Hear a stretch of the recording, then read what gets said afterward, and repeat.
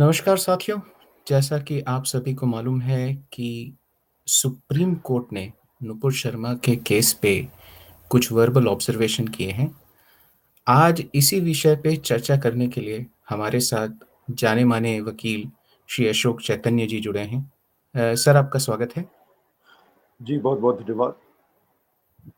जी, तो इससे पहले कि हम अशोक जी से उनकी इस विषय पे राय जानें, मैं आपको सबसे पहले दिखाना चाहूँगा कि सुप्रीम कोर्ट ने क्या ऑब्जर्वेशंस किए थे इस मामले में।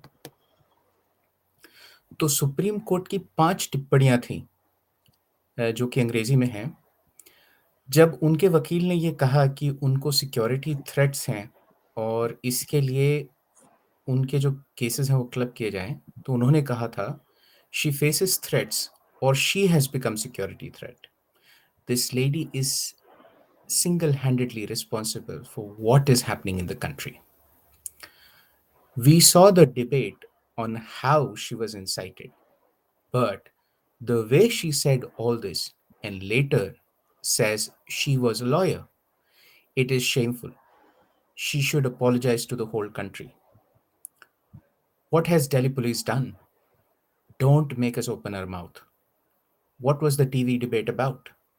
Only to fan an agenda. Why did they choose a sub judice topic? Show her obstinate and arrogant character. What if she is a spokesperson of a party? She thinks she has backup of power and can make any statement without respect to the law of land. When you file FIRs against others, they are immediately arrested. But when it's against you, nobody has dared to touch you. तो ये टिप्पणियां थी supreme court की। तो अशोक सहले की आगे बढ़ें। सबसे पहले दर्शकों के लिए अगर आप ये बता सकें कि ये पूरा केस क्या था इन जजों के सामने, अ, जो कि कांत सर और पारदीवाला सर थे, उनके सामने मामला क्या आया था और ये पूरी बात क्या थी?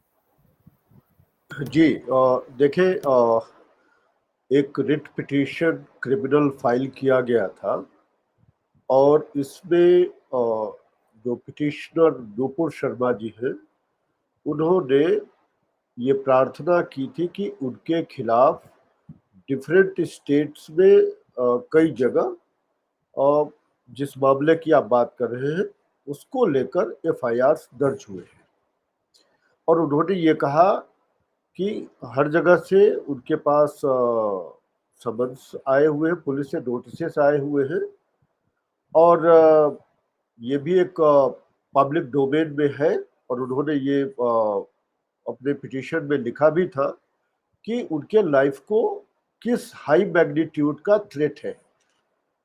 सो उन्होंने कहा कि ये उनके लिए सेफ नहीं होगा कि वो अलग-अलग स्टेट्स में जाएँ और इन्वेस्टिगेशन में पार्टिसिपेट करें। चूँकि सारे मामले एक ही इंसिडेंट से जुड़े हुए हैं, इसलिए उन्होंने ये प्रेयर किया था कि सारे स्टेट्स से के जो एफआईआर्स हैं, उनको एक एफआईआर में क्लब कर दिया जाए और कहीं एक जगह उसका इन्वेस्टिगेशन किया जाए, ताकि एज ए एक्यूज्ड वो जो उनको एक कॉन्स्टिट्यूशनल और स्टैट्यूटरी उनको एक राइट मिला हुआ है एज एक्यूज्ड अपने आप को कंप्लीटली डिफेंड करने का, वो इफेक्टिवली अपने आप को डिफेंड कर सके। सो ये मामला जो है सुप्रीम कोर्ट के सामने था और जिन दो जजेस का आपने नाम लिया, उनके बेंच के सामने 1 जुलाई को ये लिस्टेड था सुनवाई के लिए। जी। धन्यवाद सर।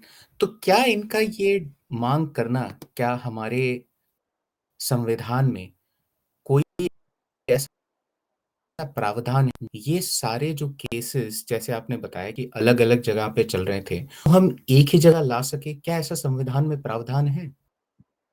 जी हाँ, बिल्कुल हमारे कानून में इसका समुचित प्रावधान किया गया है। सामान्यतः अगर किसी एक ही स्टेट में अलग अलग जिलों में एफआईआर दर्ज हो जाता है, तो ऐसी ही प्रार्थना करने के लिए उस स्पेसिफिक स्टेट के हाई कोर्ट को हम लोग अप्रोच करते हैं।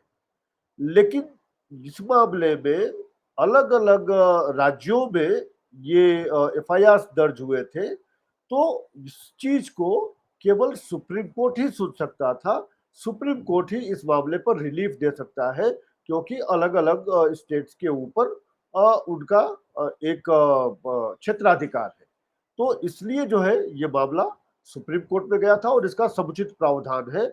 और दर्शकों की सुविधा के लिए मैं बता दूं, थोड़े ही समय पहले आप लोगों ने देखा था मुंबई में अर्णव गोस्वामी को गिरफ्तार कर लिया गया था, और उनके खिलाफ भी अलग अलग जगहों पे एफआईआर दर्ज किए गए थे, और उन्होंने ऐसी ही प्रार्थना की थी और सुप्रीम कोर्ट ने उस प्रार्थना को स्वीकार किया था।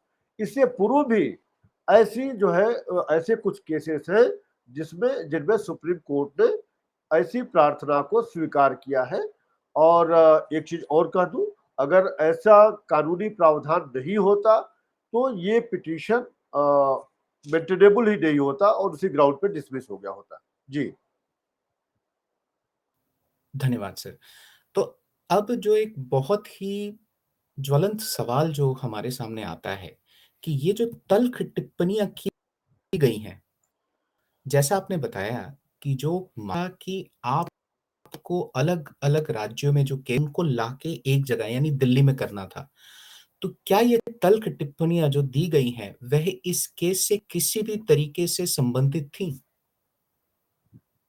देखिए, आपने बहुत ही महत्वपूर्ण सवाल पूछा है, और ये सवाल आज पूरे देश के सामने चर्चा का विषय बना है, इसलिए इस पर स्पष्टता होनी बहुत जरूरी है। मैंने जो विधि व्यवस्था है कि ऐसे में जो कई मल्टीपल एफआईआर दर्ज किए गए हैं अलग अलग स्टेट्स में, क्या उनको क्लब किया जा सकता है, उनको एक जगह लाया जा सकता है, क्या ऐसी विधि व्यवस्था हमारे कानून में है? मैंने इसका उत्तर दिया कि बिल्कुल है। और ऐसे मामले पहले भी हुए हैं जहां पर सुप्रीम कोर्ट ने रिलीफ दिया है। अब सवाल ये है, आपने ये कहा कि इसको दिल्ली में ट्रांसफर करने का मांग किया गया था, और मैं एक कदम आगे जाकर ये कहता हूं कि अगर सुप्रीम कोर्ट जो उसमें फैक्ट्स लिखे हुए थे पिटीशन में, उसके आधार पर अगर वो संतुष्ट नहीं था, तो सुप्रीम कोर्ट उसको डिसमिस कर सकता था। और डिसमिस करने के लिए सुप्रीम कोर्ट को प्रॉपर एक ऑर्डर पास करना पड़ता, जिसमें दोनों पक्षों की दलीलों को लिखना पड़ता, उसमें क्या इश्यू है जो इनको निर्णय करना है वो भी लिखना पड़ता, और उन दलीलों को डील करते हुए और पूर्व की विधि व्यवस्थाओं को अगर उसको साइट किया गया है तो, या सुप्रीम कोर्ट अपने आप भी उनको लिखते हुए उसको स्पष्ट करता और अंत में ये निर्णय देता कि इन आधार पर हम संतुष्ट नहीं है और इस पिटीशन को डिसमिस करते हैं। अब तक जो हम लोगों ने एक कानून के विद्यार्थी के हैसियत से जो सीखा है, और जो हम सामान्यतः अदालतों में देखते हैं, वो ये होता है कि अगर आपने पिटीशन में जो चीज नहीं लिखी है या जिसकी प्रार्थना नहीं की है, उन बातों को वहां पर बहस करने की अनुमति नहीं दी जाती है। अगर आपने पिटीशन में नहीं लिखा है, हाँ, अगर वो आपका जो बहस का मुद्दा होता है वो कानून के ऊपर है, तो लिखने की जरूरत नहीं है। लेकिन फैक्ट्स वगैरह लिखना पड़ेगा, बिना लिखे आप उस पर बहस नहीं कर सकते हैं। और जो प्रार्थना आपने नहीं किया है उस पर भी जो है कोर्ट उस पे जो है जो प्रार्थना नहीं किया गया है वो चीजें लाकर नहीं दे सकता। अब यहाँ पर सवाल आपने कहा कि जो टिप्पणियां की गई क्या उनकी जरूरत थी? अगर इसको सीधी सीधी भाषा में कहे तो अगर उसकी जरूरत नहीं होती तो सुप्रीम कोर्ट उसको अपने ऑर्डर में इंक्लूड करता। जरा ध्यान दे कि ये टिप्पणियां ओरल की गई है, मौखिक रूप से की गई है, लेकिन ये भी ध्यान दें कि सुप्रीम कोर्ट कोई सामान्य संस्था नहीं है। सुप्रीम कोर्ट एक इंडिपेंडेंट और इस देश की जो है जुडिशरी एक इकलौती ऐसी संस्था है जो अपने आप को चारों तरफ से इंडिपेंडेंट घोषित की हुई है। और मैं तो यहां तक कहूंगा कि कई जो हमारे संविधान में व्यवस्थाएं दी गई है जिनमें जुडिशियरी से संबंधित कुछ निर्णय लेने का अधिकार हमारी एग्जीक्यूटिव को है, सरकार वगैरह को है, लेजिस्लेचर को है, वो सभी सारे अधिकार जुडिशियरी ने और मुख्यतः सुप्रीम कोर्ट ने अपने हाथ में ले लिया है। तो ऐसे में सुप्रीम कोर्ट से और ज्यादा रिस्पॉन्सिबल होने का एक्सपेक्टेशन ये देश करता है। पुनः मैं उसी मुद्दे पर आता हूं जो प्रश्न आपने मेरे सामने रखा है कि क्या इन टिप्पणियों का कोई औचित्य था। बिल्कुल नहीं था, क्योंकि सुप्रीम कोर्ट के सामने जो मुद्दा था वो ये था कि क्या इन सारे एफआईआर को क्लब किया जा सकता है, इनको एक जगह लाया जा सकता है। और इसको डिसाइड करने के लिए उनको सुप्रीम कोर्ट को केवल ये देखना था कि क्या ये एफआईआर दर्ज हुए हैं, अलग अलग जगहों पे दर्ज हुए हैं, क्या ये सारे एक ही मामले से हैं, और क्या इनको हम अगर हम क्लब करते हैं तो इन्वेस्टिगेशन पर इसका कोई असर पड़ेगा, क्या इससे जो है इन्वेस्टिगेशन कहीं जियोपार्डाइज होगा, और अगर नहीं तो प्रेयर को स्वीकार करने की बात थी। लेकिन अगर एक मिनट के लिए मान ले कि सुप्रीम कोर्ट ये मानता कि नहीं हम इसको क्लब नहीं कर सकते हैं, तो भी उसको इस पर जो क्या विधि व्यवस्था है, कानून में क्या लिखा है, जो जिसका प्रश्न आपने पहले पूछा और उसका उत्तर मैं दे चुका हूं, उस पर जो है सुप्रीम कोर्ट प्रश्न कर सकता था कि आप हमें बताइए कि कानून के कौन से प्रावधान में लिखा है कि ये इनको क्लब किया जा सकता है और इनको ट्रांसफर किया जा सकता है। तो जो जो लोग भी पिटिशनर थे वो इसका उत्तर देते, लेकिन ऐसा तो हुआ नहीं। एक बात और कही जाती है कि कोर्ट्स जो भी बात कहना होता है वो अपनी बातें अपने आर्डर और जजमेंट के माध्यम से कहते हैं, वो कभी भी जनता के बीच में नहीं आते हैं, इस तरह से जो है ओरल टिप्पणी नहीं करते हैं, किसी प्रेस के सामने नहीं आते। उनको जो कहना होगा वो केवल और केवल अपने आदेश और अपने जजमेंट्स के माध्यम से कहेंगे। यहां पर सुप्रीम कोर्ट ने टिप्पणी तो की लेकिन उसको अपने ऑर्डर में इंक्लूड नहीं किया, जिसे मैं समझता हूं कि एक जो जुडिशियल प्रॉपर्टी कहते हैं उसकी भावना के खिलाफ है। और इसके लिए मैं सुप्रीम कोर्ट के इस काम की आलोचना करता हूं और ये आलोचना करने का मुझे वैधानिक अधिकार है। अगर आप आगे प्रश्न करेंगे तो उसका और मैं उत्तर दूंगा, वरना इसको और ज्यादा इसमें इसको मैं एक्सप्लेन कर सकता हूं, इसमें काफी चीजें और भी हैं। जी जी सर, तो पहले प्रश्न ले लेते हैं, फिर आप जरूर और डिटेल में एक्सप्लेन करिएगा ताकि हमारे व्यूवर्स को ये हम समझ सकें एज लेमैन कि एग्जैक्टली हुआ क्या है, क्योंकि डिफरेंशिएट करना बहुत ज़रूरी है कि इस डिसीजन में या इस ऑब्जर्वेशन में क्या ऐसा था कि लोग एक तरीके से जनाक्रोश है इसके खिलाफ विज़ावी जो उन्होंने पहले डिसीजंस दिए थे। तो मेरा एक एक जो एक एज़ अ लेमैन जो एक प्रश्न आता है कि ये जो ऑब्जर्वेशंस या जो तल्ख़ टिप्पणियाँ की गई हैं, उनका जो अभी दूसरे जो मामले चल रहे हैं, उनके ऊपर क्या असर पड़ेगा?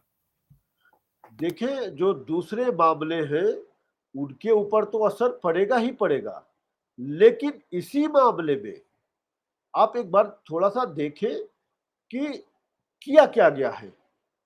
आपके प्रश्न पे सीधे सीधे आने से पहले थोड़ा सा मुझे और इसको एक्सप्लेन करने दीजिए। जी, जी। आप अगर जी आप अगर आदेश देखेंगे सुप्रीम कोर्ट का तो आदेश ये है कि जो पिटिशनर्स हैं उन्होंने विड्रॉ करने का परमिशन मांगा केस को, और ये परमिशन उनको दिया गया इस लिबर्टी के साथ कि उनके पास और कोई अगर वैधानिक अधिकार है संविधान के तहत या कानून के तहत, अगर उनके पास जो भी रेमेडीज अवेलेबल है उनको वो एक्सप्लोर कर सकते हैं। अब आप ये पूछेंगे कि भाई इसमें और केवल इतना ही आदेश है, अगर आप 1 तारीख के आदेश को देखेंगे सुप्रीम कोर्ट में तो यही आदेश है, इसके सिवा और कुछ भी उसमें नहीं लिखा गया है। अब इस पे अगर आप पूछेंगे कि भाई पिटिशनर ने तो खुद ही विड्रॉ किया है, तो अब सुप्रीम कोर्ट इसमें क्या करे, तो ये स्पष्ट करना जरूरी है कि सामान्यतः न्यायालयों में होता क्या है। अगर आपने केस फाइल किया है तो निश्चित तौर पर केस आपने इसलिए फाइल किया है कि जो आपने उसमें प्रार्थना किया है वो प्रार्थना स्वीकार की जाए। अगर आपको अपना केस वापस ही लेना था तो आप केस फाइल क्यों किए होते? एक तो ये है। तो इसलिए जो है आपको ये जानना है कि ऐसा क्यों होता है। जब वहां पर बहस किया जाता है तो न्यायालय सामान्यतः कई प्रश्न करते हैं, और वो प्रश्न करते हुए और उस पर जो है एक तरह से बहस के दौरान ये समझ में आता है कि कोर्ट संतुष्ट है या नहीं संतुष्ट है। और ऐसा लगता है कि संतुष्ट नहीं है तो कई बार जो है पिटिशनर अपने आप जो है केस को वापस कर लेते हैं। और ज्यादातर अगर आप देखेंगे तो कोर्ट खुद ही कहती है कि आप इसको विड्रॉ करते हो या मैं डिटेल्ड ऑर्डर पास करूं। वैसे में जो है लोग विड्रॉ करते हैं। अब इसका इसका इसका रेमिफिकेशन क्या होगा? इस पर्टिकुलर केस में रेमिफिकेशन ये होगा कि सुप्रीम कोर्ट से ऊपर अब कोई और कोर्ट तो है नहीं, और वहां पर आपने विड्रॉ कर लिया। इसका ये मतलब हुआ कि सुप्रीम कोर्ट का कोई भी डिटेल्ड ऑर्डर नहीं आया। अगर डिटेल्ड ऑर्डर आया होता तो उसके लिए आगे भी आप उस पे उसके रिव्यू वगैरह के लिए पिटीशन फाइल कर सकते थे, क्यूरेटिव पिटीशन वगैरह भी आप फाइल कर सकते थे। लेकिन आपने विड्रॉ कर लिया, इसलिए जो है आपका वो रास्ता बंद हो गया। और विड्रॉ करने के पीछे कागज पर तो ये आता है कि पिटिशनर ने विड्रॉ किया है, लेकिन प्रैक्टिकली माफ कीजिएगा, जनता को यह बताना अब मेरा दायित्व है कि सामान्यतः कोर्ट के दबाव में ये विड्रॉल्स होते हैं। अब एक चीज और आप यहां पर देखें कि ये अगर विड्रॉ हुआ भी, एक सेकंड के लिए मान ले कि पिटिशनर ने खुद ही विड्रॉ किया, तो भी इन ये जो टिप्पणियां की गई है, ये टिप्पणियां तो पब्लिक डोमेन में है। अब सुप्रीम कोर्ट जो एक हमारी अपेक्स कोर्ट है, उसकी ये टिप्पणी, जिसमें दिल्ली पुलिस के ऊपर भी ये टिप्पणी की गई है, तो ऐसे में जो हमारी इन्वेस्टिगेटिंग एजेंसीज है, क्या वो इन्फ्लुएंस नहीं हुई? जबकि संविधान के तहत, कानून के तहत जो जांच एजेंसियां हैं उनको पूर्ण स्वतंत्रता है कि वो स्वतंत्र रूप से जांच करें, और उनके जांच में कोर्ट भी इंटरफेयर नहीं कर सकते हैं। उसका सुपरविजन तो कर सकते हैं, उसको मॉनिटर तो कर सकते हैं, लेकिन वो जांच कैसे होगा, किसको अरेस्ट करना है, किसको नहीं करना है, ये डायरेक्शन कोई भी कोर्ट नहीं दे सकती है। इसकी जो है हमारे कानून में पूर्णतः मनाही है। और ऐसे में अगर सुप्रीम कोर्ट ये कहता है कि इसमें गिरफ्तारी क्यों नहीं हुई, तो ये कहीं ना कहीं जो एक अभियुक्त है उसके अधिकारों में, उसके वैधानिक अधिकारों में एक हनन है। दूसरा चीज, आपने ये कहा कि जो कुछ भी हुआ है उसके लिए पूर्णतः नुपुर शर्मा जिम्मेदार है। नुपुर शर्मा एक अभियुक्त है जिनके खिलाफ अभी जांच चल रही है, आरोप पत्र भी दाखिल नहीं हुए हैं। ऐसे में सुप्रीम कोर्ट जो एक टॉप अपेक्स कोर्ट है, सर्वोच्च न्यायालय है, उसके इस कथन के बाद ये होता है, ये मान लिया जाता है कि भाई अब इसके बाद कुछ कहने के लिए बचा नहीं है।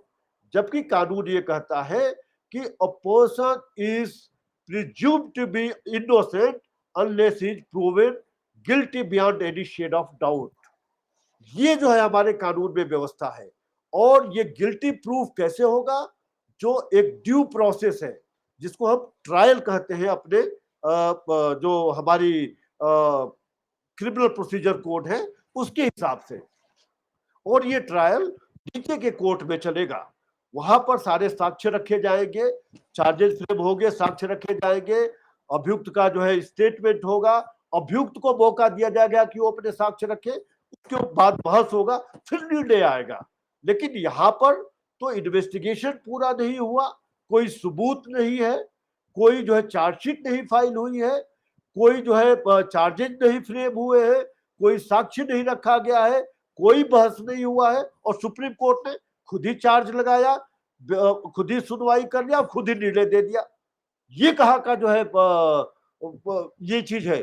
सुप्रीम कोर्ट ये कहता है कि हम किसी के ऊपर रिस्पॉन्सिबल नहीं है, हम जो है संविधान के प्रति रिस्पॉन्सिबल है।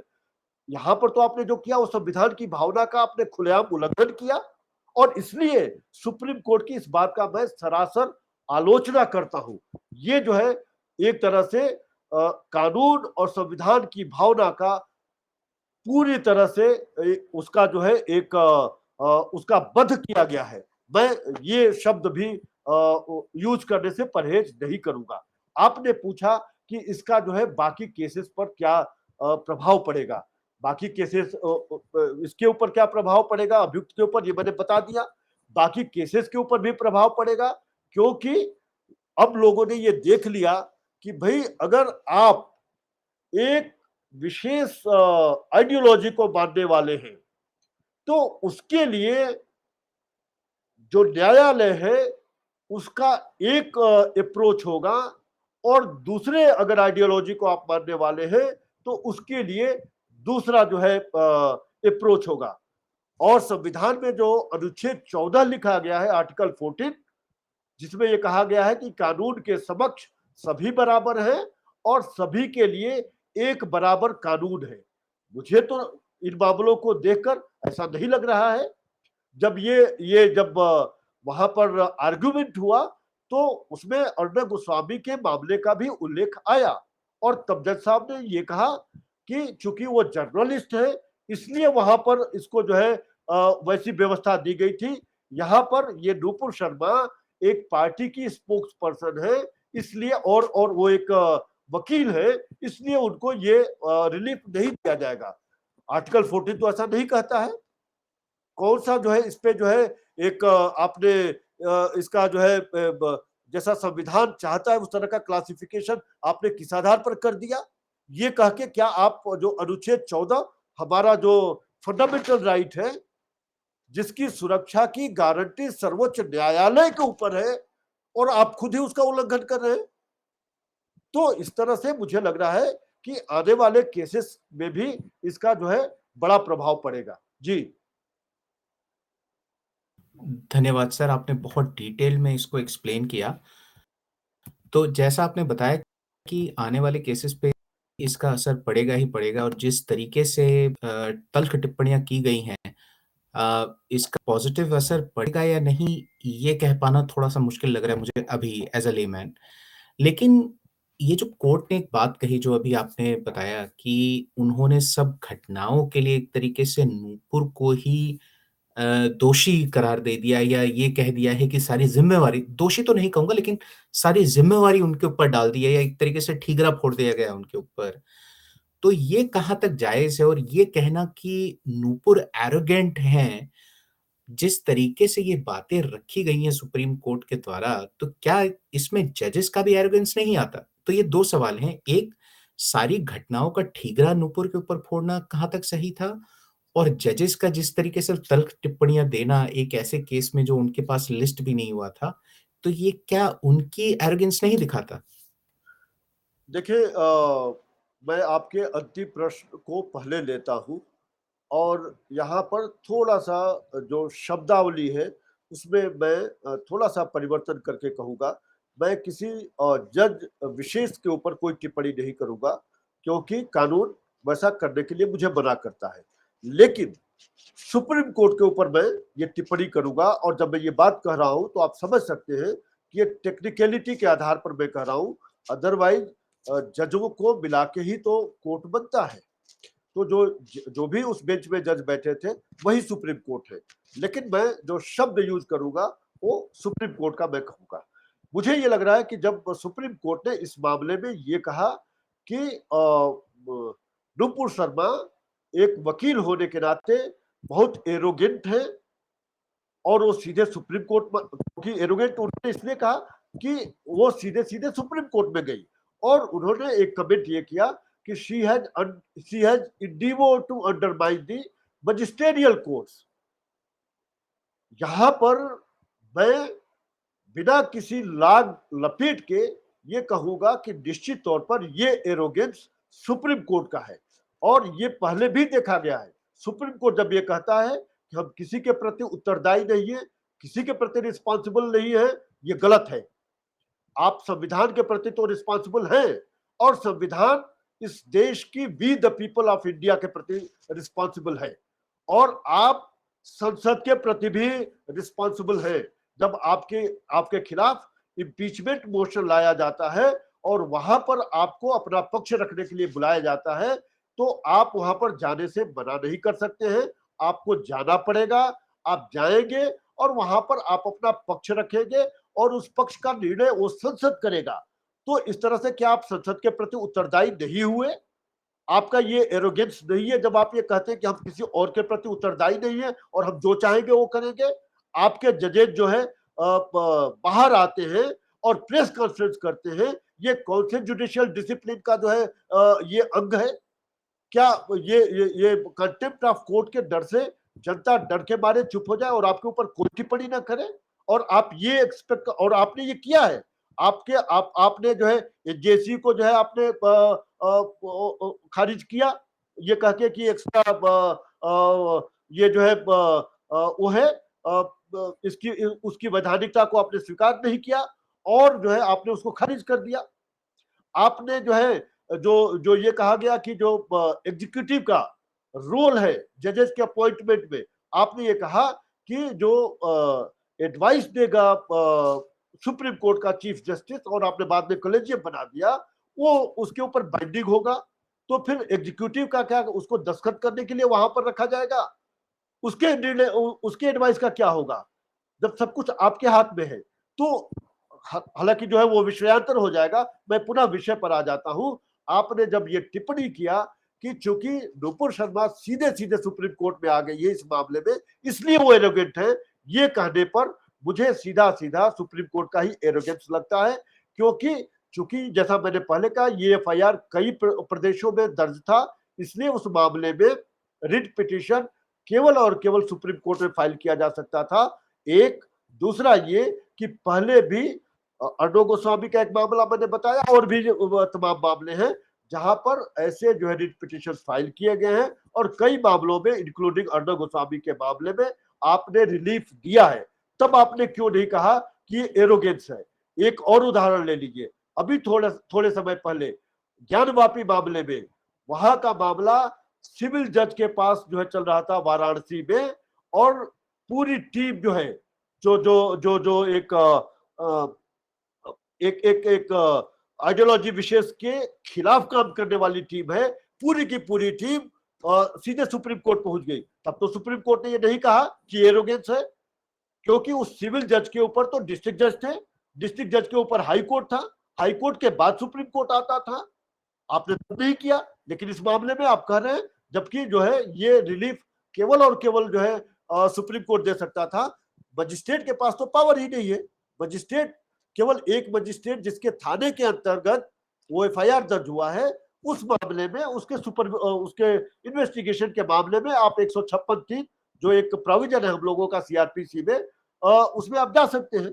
लेकिन क्या वो मजिस्ट्रेट जो दूसरे थाने हैं, जो दूसरे मजिस्ट्रेट के अंदर आता है, क्या वहां पे ये रिलीफ दे सकता है क्या? या कोई एक हाई कोर्ट जो दूसरे स्टेट के थाने में मामला दर्ज है, उसके संबंध में कोई रिलीफ दे सकता है क्या? तो इस लिहाज से तो आपने जो टिप्पणी किया है वो नितांत ही जो है एरोगेंस वाला है। और अगर आपको ये लगता है कि आपकी ये टिप्पणी उचित थी, तो आपको हिम्मत दिखाना था, आप अपने आदेश में लिखे होते। आपने तो हिम्मत नहीं दिखाई। इसलिए जो है मुझे आज जो जो ये 1 जुलाई को जो इस मामले में हुआ है कोर्ट के अंदर, मैं उसकी आलोचना करता हूं। जी, अगला सवाल करें। धन्यवाद सर।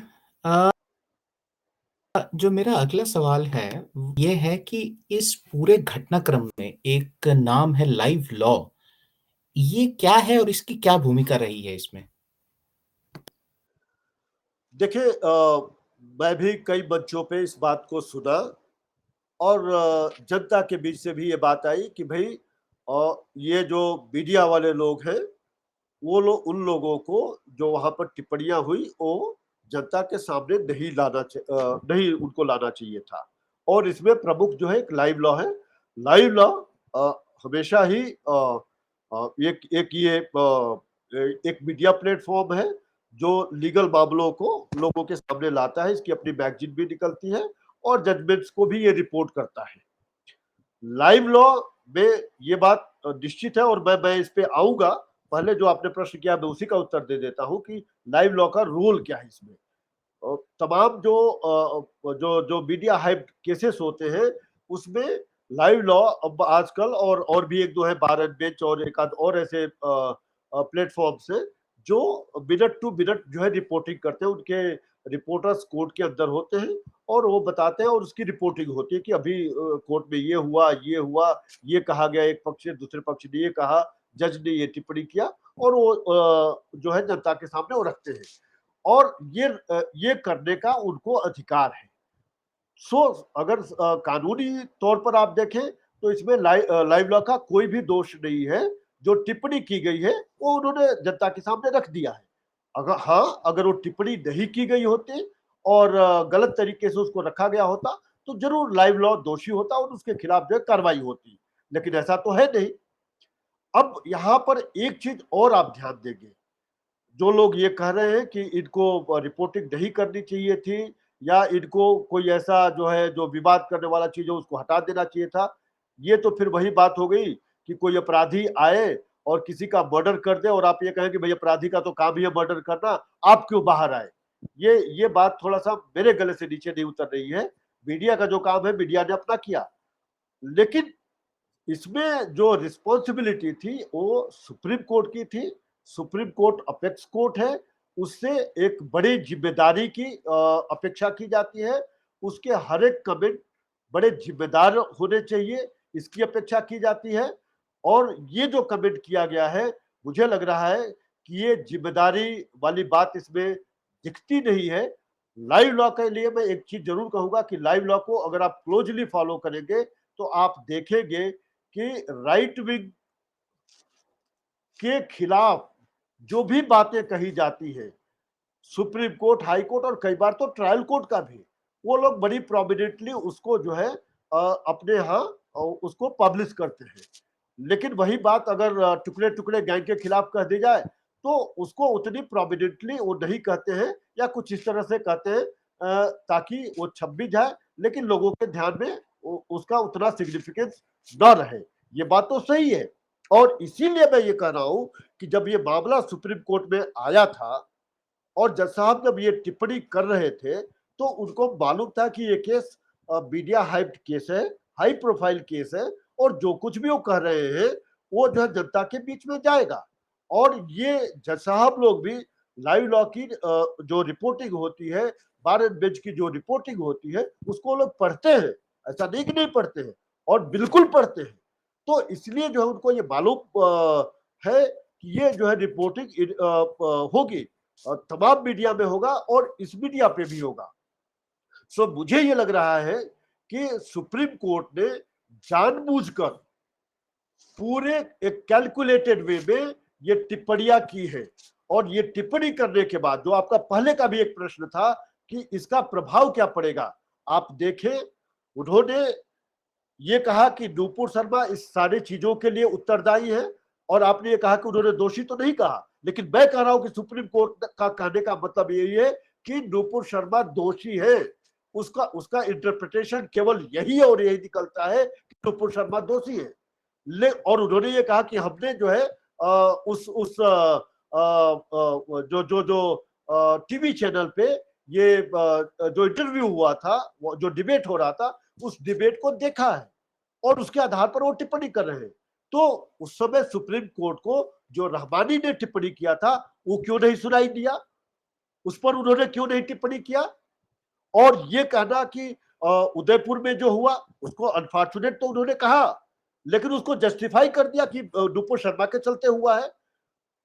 इसका ये मतलब हुआ कि आप ये कह रहे हैं कि अगर आप हिंदू हैं तो आप जो है अपना मुंह नहीं खोल सकते, आपको चुप रहना सीखना पड़ेगा इस देश में। आपको कोई अधिकार नहीं है कि आपके शिव के खिलाफ अनैतिक टिप्पणी की जाए, गाली गलौज किया जाए, आपकी देवी देवताओं का के नंगे चित्र बनाए जाए, उनका अपमान किया जाए, लेकिन आप उसके खिलाफ नहीं बोल सकते हैं। और अगर आप बोलेंगे तो उनको ये अधिकार है कि वो सर तन से जुदा कर दें। और इसीलिए आप देखें सुप्रीम कोर्ट के इस टिप्पणी को, जो आपका आपका अफगानिस्तान में डिस्पेंसेशन है, वो किस तरह से इसको जो है हाथों हाथ लिया है। और इससे ज्यादा आपको और प्रमाण क्या चाहिए? तो इसका मतलब ये हुआ कि जो ब्लेस्फेमी लॉ हमारे यहाँ नहीं है। एक तरह से सुप्रीम कोर्ट की जो टिप्पणी 1 जुलाई को आई है, उन्होंने ये कहा कि भाई यहाँ पर ब्लेस्फेमी लॉ है, और ये लॉ केवल एक समुदाय विशेष के लिए ही होगा जिसके ऊपर नुपुर शर्मा ने टिप्पणी की है।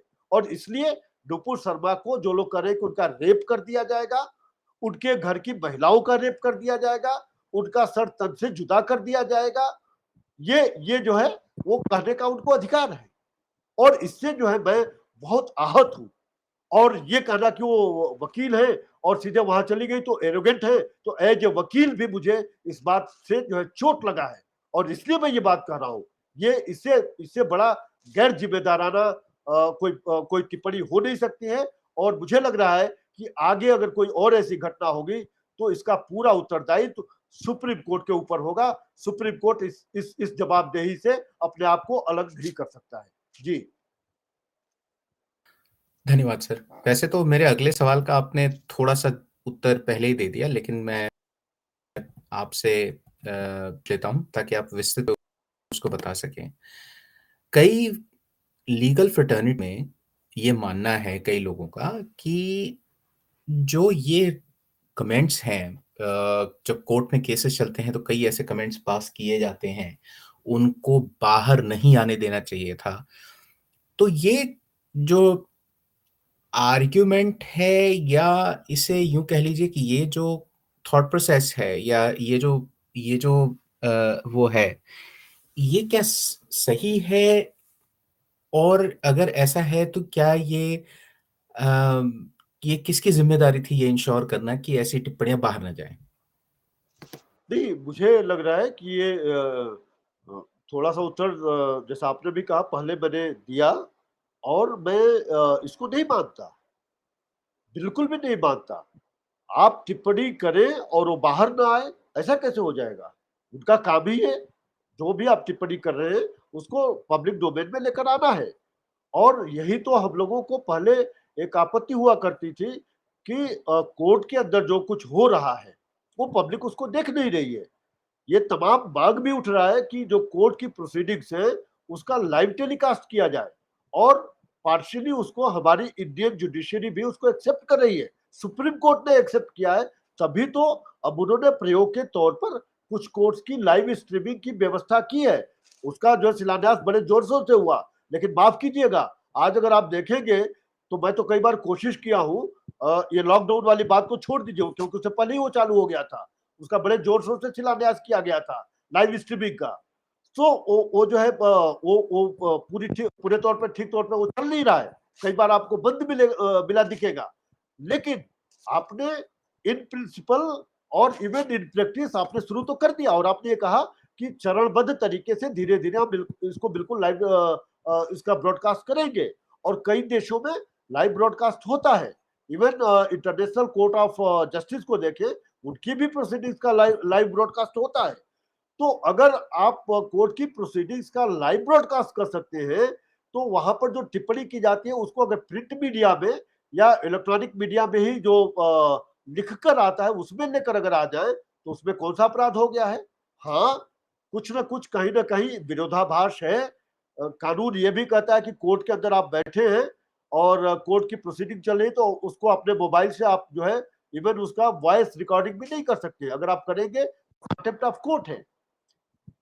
एक तरफ अगर आप लाइव ब्रॉडकास्टिंग की बात कर रहे हैं और अगर हम उसको जो है धीरे से अपने पॉकेट में मोबाइल में रख के रिकॉर्ड करें तो वो जो है कंटेम्प्ट ऑफ कोर्ट होगा। आप अभी जो है कोरोना के टाइम में जो थ्रू वीडियो प्रोसीडिंग्स चल रही थी, मैं तो देखा हूँ एक मामले में मैं अवेलेबल था अपने अपने ही एक अपने यहाँ का जो हाई कोर्ट है उसमें एक जैसा आपने कोई एक वकील साहब उनका मोबाइल गिर रहा था, धीरे से उठा रहे थे, सो उनको ये हुआ कि कहीं ये रिकॉर्ड कर रहे हैं क्या, वो उनके कैमरे में दिख गया। सो वो जो है बिल्कुल नाराज हो गए कि आप ये कैसे कर रहे हैं, आप रिकॉर्ड कैसे कर सकते हैं, मतलब आपके आपके कंप्यूटर पे जो स्क्रीन आ रहा है उसको आप रिकॉर्ड नहीं कर सकते हैं। और आप देख रहे हैं कि तमाम दूसरे हाई कोर्ट्स के जो है स्क्रीन रिकॉर्डिंग्स यूट्यूब पे आपको बहुत मिल जाएगा, वो भी चल रहा है। ये एक विरोधाभास है। लेकिन आपके प्रश्न पर आते हुए ये कहना कि जो टिप्पणी की गई उसको बाहर नहीं आना चाहिए, किस आधार पर ये कह रहे हैं, कौन सा जो है कानूनी प्रावधान है हमें बता दें तो मैं मान लूंगा। और जो एक दो तर्क मैंने दिया कि सुप्रीम कोर्ट ने खुद ही जो है ये किया है कि हम एक दो कोर्ट्स का लाइव ब्रॉडकास्ट का उन्होंने वो कर दिया, उनकी लाइव स्ट्रीमिंग का की व्यवस्था हुई है। और ये कहा है कि धीरे धीरे चरणबद्ध तरीके से सब काम ऐसा कर देंगे। तो जब ये बात आ रही है तो उसके उसको उसको जो है उस पर आप ये कहें कि टिप्पणी को हम वो नहीं करेंगे। एक और चीज हुआ है, जनता को ये जानना चाहिए, अभी जो है दिल्ली में कोर्ट ये कहा गया है कि कोर्ट्स के अंदर सीसीटीवी कैमरा लगे, और अगर आप देखेंगे तो उन कैमरों का मुंह हमेशा ही जिधर जनता बैठी होती है या जो वकील बैठे होते हैं उधर किया गया होता है। किसी भी सीसीटीवी का जो वो है रिकॉर्डिंग का लेंस है वो जज के तरफ नहीं किया गया है। आप ये आप क्या दर्शाना चाह रहे हैं? और फिर वहीं पर बात आपकी आ जाती है जो पहले आपने एक प्रश्न किया था कि क्या ये सुप्रीम कोर्ट का एरोगेंस नहीं है। इस मामले में भी अगर आप देखें तो क्या एक ये एरोगेंस नहीं दिख रहा है? अगर रिकॉर्डिंग होनी है तो पूरे कोर्ट का रिकॉर्डिंग क्यों ना हो, आपको भी पता चलेगा कि जज साहब कितना काम करते हैं, वहां पर क्या क्या होता है, जनता को जानने का ये हक है। आप भी तो कहते हैं ना कि भाई हम डेट्स पर डेट्स जो देते हैं, या इतने केसेस पेंडिंग है, या लंबी जो डेट्स आती है वो किस लिए आती है, जनता उसको समझती नहीं है। तो जब आप ये कर देंगे, इसका लाइव स्ट्रीमिंग करेंगे और ये जो सीसीटीवी कैमरा लगे हैं वो उसमें जज साहब के साथ तमाम लोगों का जो है जो उस कोर्ट रूम के अंदर है वो सारी चीजें उसमें आए, वो रिकॉर्डिंग हो, और उसको जो लोग आरटीआई के तहत लेना चाहते हैं वो ले लें, और उसके आधार पर अपना अपना माइंड बेकअप करें कि क्यों देरी होती है, क्या होता है, कौन सी प्रक्रिया अपनाई जाती है, सब कुछ जो जनता के सामने रहेगा। तो जब इतना जो है आप अपने अंदर खुलापन लाना चाहते हैं, वैसे परिस्थिति में अगर आप ये कहें कि जो टिप्पणी की गई है उसको मीडिया बाहर न लेकर आए, ये तो मुझे हास्यास्पद लग रहा है। जी जी सर, धन्यवाद। तो सबसे पहले तो मुझे ऐसा लगता है कि ज़रूरत ये है कि जब जजेस कमेंट करते हैं तो वो रिस्पॉन्सिबल रहे, rather than other way around कि हम मीडिया को या पब्लिक को बोले कि आप रिस्पॉन्सिबली टिप्पणी करें जो हमने टिप्पणी की उसके ऊपर। बिल्कुल, तो आपके इस क्षमा करें मैं बीच में शायद आ गया, आपके इस कथन से मैं सहमत हूँ। जी आप अपना प्रश्न आगे ले जाए। जी, तो मेरे प्रश्न हो गए सर। आप यदि इसके अलावा कोई जानकारी देना चाहें जो इस मुद्दे से जुड़ी हुई हो, जो हमारे व्यूअर्स को, पब्लिक को जानना ज़रूरी है, तो please feel free to do that. जी अंत में मैं जो पहले बात मैंने कहा वही मैं दोहराऊंगा कि ये एक रिट पिटीशन था जो डिफरेंट स्टेट्स में एक ही कॉज ऑफ एक्शन को लेकर जो नुपुर शर्मा ने एक टीवी चैनल पर टिप्पणी की थी, उसके मामले में डिफरेंट डिफरेंट जगह पर जो है एफआईआर दर्ज किए गए हैं। Nupur Sharma as an accused वो ये पिटीशन फाइल की थी जिसमें उन्होंने प्रे किया था कि सबको क्लब करके एक जगह लेकर आया जाए, और ये मामला सुप्रीम कोर्ट के सामने था। सुप्रीम कोर्ट ने इस पर यह कहा कि बिकॉज नुपुर शर्मा ने इस तरह की टिप्पणी की थी और जिसके लिए जो है वो बिल्कुल जो कुछ भी इस देश में हो रहा है, जो आग लगा हुआ है, उसके लिए वो रिस्पॉन्सिबल है। इसके चलते उनका कॉन्शियस अलाउ नहीं करता है कि इसको जो है एक साथ वो किया जाए।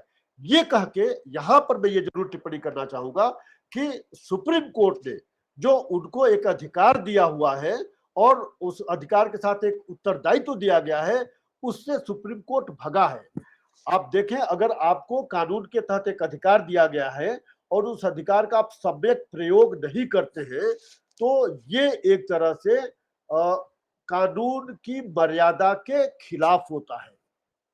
और इस हिसाब से सुप्रीम कोर्ट ने इस मामले में जो किया है वो कानून की मर्यादा के खिलाफ गए हैं। सुप्रीम कोर्ट को मैं ये भी कहूंगा कि सुप्रीम कोर्ट ने इतनी हिम्मत नहीं दिखाई कि जो वो उन्होंने ओरल टिप्पणी किया उस टिप्पणी को वो जो है अपने आदेश में लेकर आए। और मुझे लग रहा है कि सुप्रीम कोर्ट थोड़ा भी देरी नहीं करेगा। अगर कोई उसके खिलाफ कुछ टिप्पणी कर दे तो उनके खिलाफ कंटेम्प्ट ऑफ कोर्ट का मामला करने में या उसको और तरीकों से दबाने में। हम भी इसी में हैं। मैं भी एक वकील हूं और इस व्यवस्था के अंदर हूं। रोज हम लोग देखते हैं क्या होता है। और आज जो मैं टिप्पणी कर रहा हूं कोई अनजाने में मैं नहीं कर रहा हूं। मैं सब कुछ सोच समझ कर रहा हूं और मुझे कोई दिक्कत नहीं है। लेकिन ये जो है जनता के सामने जरूर आएगा कि जहां पर आपको एक ड्यूटी कास्ट किया गया है कि आपको ये पावर है और उस पावर को आप एक्सरसाइज कीजिए। एक्सरसाइज करके पीड़ित को आप जो है वो रिलीफ दीजिए। एक चीज और देखें, एक जो है होता है जिसे हम रेशियो डिसिडेंटी कहते हैं। आपने किसी एक मामले में अगर कोई ऐसा एक पर्टिकुलर जजमेंट दिया है तो सिमिलर सिचुएटेड सर्कमस्टांस में दूसरे मामले में आप उसको मना नहीं कर सकते हैं। पहले अर्णव गोस्वामी का जो केस हुआ था उसको भी इतने ही जज बेंच ने जो है सुना था। वहां पर निर्णय आया है और उस निर्णय को यहाँ पर आर्गुमेंट के दौरान इसको साइड किया गया। अगर जज साहब उसे सहमत नहीं थे तो इसको चीफ जस्टिस के पास भेजे होते कि आप लार्जर बेंच बनाइए और इस पे इन कारणों से हम असहमत हैं और लार्जर बेंच इसको सुने। लार्जर बेंच अगर उसको उस जजमेंट को बदल दिया होता, कोई दूसरा निर्णय दिया होता तब तो बात समझ में आती।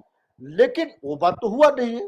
तो फिर अगर जो पहला जजमेंट है उस जजमेंट को इग्नोर करके, और इसीलिए मैं कह रहा हूं कि सुप्रीम कोर्ट ने जो टिप्पणियां की उसको अपने आदेश में नहीं लिखा। ये कोई एक छोटी मोटी घटना नहीं है। क्यों नहीं आपने जो है इन टिप्पणियों को अपने आदेश में समावेशित किया? ऐसे ऐसे क्या कारण थे? क्या आप ये जानते थे कि आप अगर इसको राइटिंग में लेकर आएंगे तो वो आपको ज्यादा दिक्कत करेगा? और अगर आप ये जानते थे कि आपको दिक्कत करेगा तो फिर आपकी इतनी हिम्मत कैसे हुई कि आप इस तरह की इरिस्पॉन्सिबल टिप्पणी करें? अंत में मैं यही कहना चाहूंगा, मैं बहुत व्यथित हूँ जो कुछ भी 1 जुलाई को सुप्रीम कोर्ट के अंदर हुआ इस मामले को लेकर। जी आपने समय दिया, बहुत बहुत धन्यवाद। सर, आपका बहुत बहुत बहुत धन्यवाद कि आपने हमारे दर्शकों के लिए समय निकाला और आपने इतनी वैल्यूएबल जानकारी दी सभी को। अम, तो मैं आपको अपने ऑडियंस की तरफ से और सबकी तरफ से साधुवाद देता हूँ। बहुत बहुत बहुत बहुत धन्यवाद। जी, नमस्कार। जय हिंद, जय जय भारत, हिंद, जय हिंद, वंदे मातरम। वंदे मातरम।